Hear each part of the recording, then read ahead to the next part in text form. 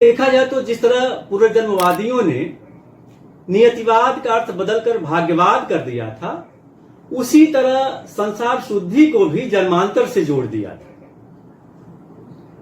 क्योंकि आजीवकों को भौतिकवादी माना गया है,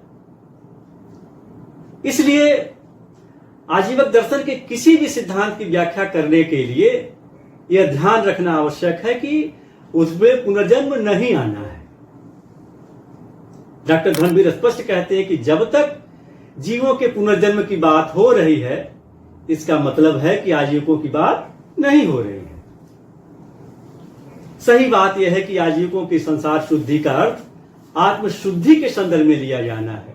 यह वही बहस है कि व्यक्ति को सुधारा जाए या समाज को सुधारा जाए। समाज की सबसे छोटी इकाई व्यक्ति है, इसलिए वे व्यक्ति का शुद्ध होना पहली प्राथमिकता मानते हैं। लेकिन योग के यम, नियम, आसन, प्राणायाम, प्रत्याहार, धारणा, ध्यान और समाधि के स्थान पर समता, स्वतंत्रता और बंधुता के सिद्धांत को संसार शुद्धि के अंतर्गत रखते हैं।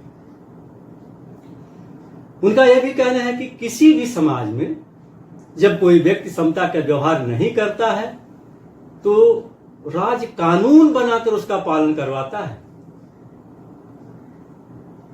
आजीवक धर्म अच्छे और बुरे को इसी जन्म में पुरस्कार और दंड के रूप में मान्यता देता है। इसलिए आजीवक धर्म का सारा जोर राज और कानून पर होता है।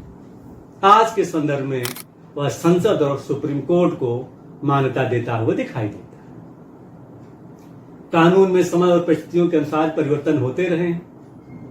भारतीय संविधान में भी 100 से अधिक संशोधन हो चुके हैं। इस तरह भारतीय का आजीवक ज्ञान परंपरा संविधान और कानून की समर्थक बनकर परिवर्तन और गतिशीलता को बढ़ावा देने वाली सिद्ध होती है।